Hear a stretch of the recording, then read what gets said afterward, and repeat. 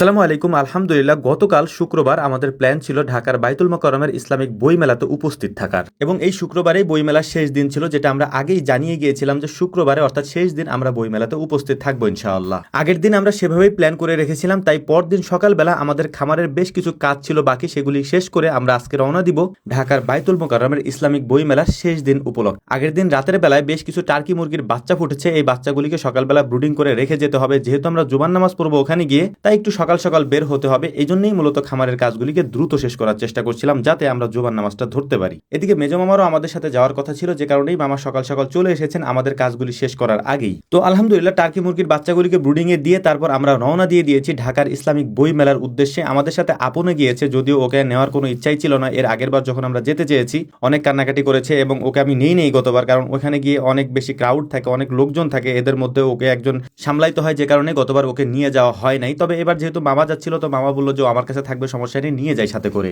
আমাদের বাড়ি থেকে ঢাকা যেতে তেমন একটা সময় লাগে না, এটা আপনারা অনেকেই জানেন। আমাদের এখান থেকে যেতে প্রায় 1 থেকে 1.5 ঘন্টার মতো সময় লাগে। তো আমরা পদ্মা সেতু পার হয়ে আলহামদুলিল্লাহ চলে এসেছি প্রায় ঢাকার একেবারে প্রবেশ মুখে। আমরা আলহামদুলিল্লাহ নামাজের অনেক আগেই এসেছিলাম, আমাদের টুকটাক একটু কাজ ছিল, সেই কাজগুলি আমরা সেরে নিয়েছি। সেরে নেওয়ার পর আমরা বাইতুল মোকাররম মসজিদে এসেছি, এখানেই মূলত আমরা জুমার নামাজ পড়বো। এর আগে কখনোই বাইতুল মোকাররমে জুমার নামাজ আমার আদায় করা হয়নি, এবং আমাদের মধ্যে অনেকেরই হয়নি, আমরা যারা একসাথে গিয়েছি। তাই আমাদের প্ল্যানই ছিল জুমার নামাজের সময় আমরা এখানে থাকবো, নামাজ পড়ে এখান থেকে আমাদের অন্য একটা কাজ আছে, সেই কাজগুলিকে আমরা সারবো, সেরে আসরের পরে আমরা এখানে আসবো। আসর থেকে মাগরিব পর্যন্ত এখানে আমরা থাকবো ইনশাআল্লাহ। জুমার নামাজের পরে অনেক মানুষের সমাগম এখানে ছিল, খুব দ্রুত আমরা বের হতে চাচ্ছিলাম এখান থেকে, যদিও আমরা সেটা পারিনি আলহামদুলিল্লাহ। তারপরও বের হয়ে আমাদের যে কাজগুলি ছিল সেই কাজগুলি সেরে পুনরায় আমরা বাইতুল মোকাররমে এসেছি আসরের নামাজ আদায় করার জন্য। আসরের নামাজ আদায় করে ইনশাআল্লাহ এখান থেকে আমরা মেলার উদ্দেশ্যে যাব, এবং মেলাতে আমরা আসর থেকে মাগরিব পর্যন্ত ইনশাআল্লাহ থাকবো। আমাদের ইচ্ছা ছিল আমরা আরো কিছু সময় থাকবো ইনশাআল্লাহ, কিন্তু সেইটা আসলে সুযোগ হয় নাই, কারণ এত মানুষের চাপ সামলানোটা আমাদের জন্য দুষ্কর একটা ব্যাপার হয়ে দাঁড়িয়েছিল। তাছাড়া গতবার অনেকেই প্রতিবেদন তৈরি করার জন্য আমাদের সাথে কথা বলতে চেয়েছিলেন, ক্যামেরা নিয়ে তারা বাইরে অপেক্ষা করেছিলেন, বৃষ্টির কারণে আমরা তাদেরকে সময় দিতে পারিনি। তো এবার প্ল্যান করেছিলাম যে যেভাবেই হোক, যে ভাইদেরকে গতবার আমরা সাক্ষাৎকার দেওয়ার সময় দিতে পারিনি, এবার ইনশাআল্লাহ আমরা চেষ্টা করবো তাদেরকে সময় দেওয়ার জন্য। কিন্তু এত বেশি মানুষের চাপ ছিল, যেটা আসলে আমাদের জন্য করাটা খুবই দুষ্কর একটা ব্যাপার হয়ে দাঁড়িয়েছিল।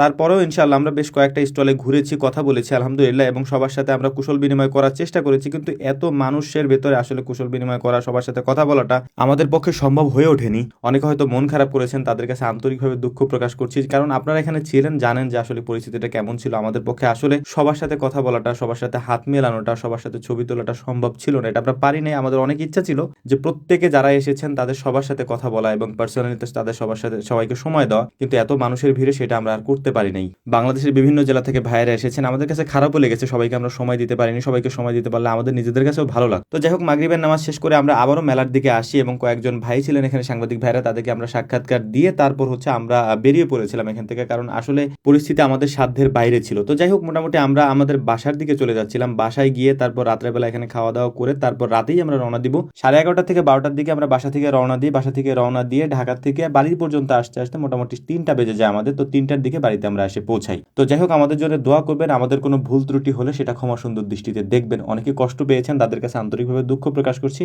আবারও দোয়ার দরখাস্ত রেখে শেষ করছি। আসসালামু আলাইকুম রহমতুল্লাহ।